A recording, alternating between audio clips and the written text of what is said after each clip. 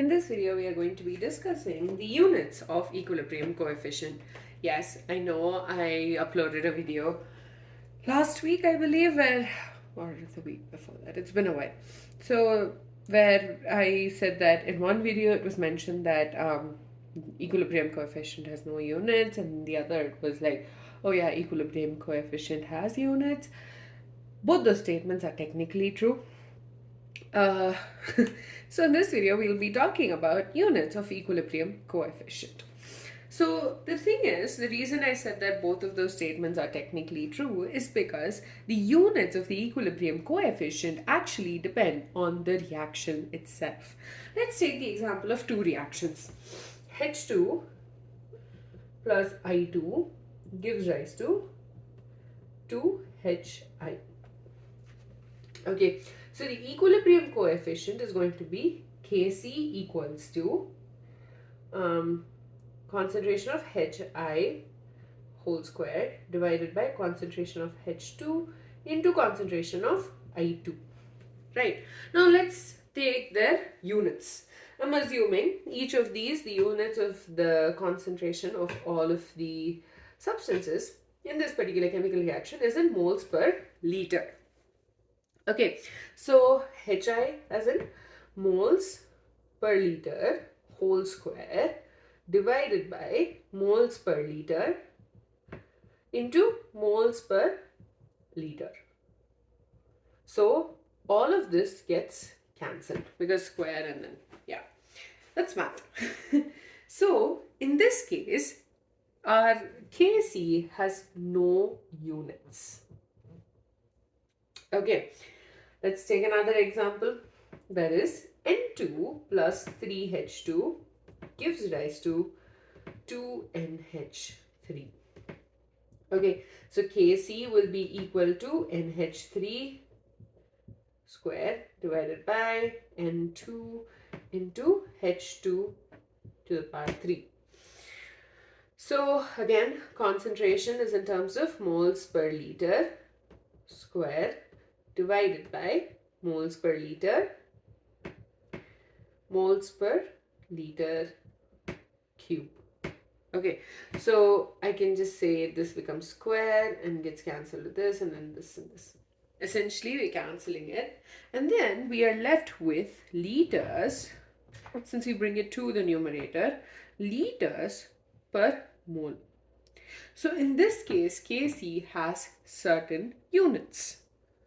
So we can draw a generalization where, if you notice that the total number of moles of the reactants, if it is equal to the total number of moles of the product formed, then the Kc, that is the equilibrium coefficient, has no units. But in this case, okay, so here you have 1 plus 1, that's 2. Total number of moles of the reactant is going to be 2, and the product formed is also 2. So there is an equal. So total number of moles of the reactants is equal to the total number of moles of the product. And that's why Kc does not have any units. On the other hand, when the total number of moles of the reactants is not equal to the total number of moles of the product, then Kc has units. And that is why in the beginning of the video, when I said I was technically right in both those videos, this is what I meant. I know it's confusing. So scientists also realized that, and so what happened was, off late, to avoid the confusion, we actually started mentioning things in the standard state. So a standard state essentially means that the activity of all the reactants and the products in a particular equation or a reaction is 1. So basically we assume there is an approximation that happens. So for example, let's say we have a substance whose partial pressure is measured as, it's measured in bar, obviously. So if we assume that the partial pressure is 4 bar. Okay, and the standard partial pressure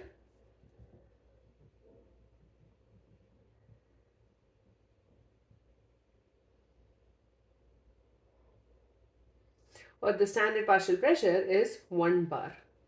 So based on the standard, our pressure is going to be 4 bar divided by 1 bar, and so it becomes unitless. So there's no dimension. The Kc and Kp become dimensionless when our reactants and products are considered to be in their standard state. So the same way we can assume that for Kc, its moles in one, basically in 1 molar solution, and this in turn makes sure that the units are getting cancelled. Essentially what's happening over here is that all our units are going to get cancelled, leaving behind a dimensionless number. So just a number with no units, and that is what is being done nowadays. But just because Kc and Kp, when we put them in their standard dimensionless, or rather dimensionless units, does not mean they'll become equal to each other, because the standard itself will be different for each of them. And that is all. So with that, we're done with units of equilibrium coefficient. I hope you understood this. Essentially, if you have the total number of moles of the reactants being equal to the total number of moles of the products, then you have a unit for you don't have any units for equilibrium coefficient. On the other hand, if the total number of moles of the reactants is not equal to the total number of moles of the products, then equilibrium coefficient has a unit. So of late, we're trying to make sure that even the equilibrium coefficients don't have any units, and so the reactants and products are considered to be in their standard state. Here's an example where you have the partial pressure as 4 bar and the standard partial pressure is considered to be 1 bar. So based on the standard, when we use that particular value in our equation, we will essentially be dividing 4 bar divided by 1 bar, and so we're left with the number 4, which does not have any units. I hope you understood this. In the next video, we will be discussing the various features of the equilibrium coefficient.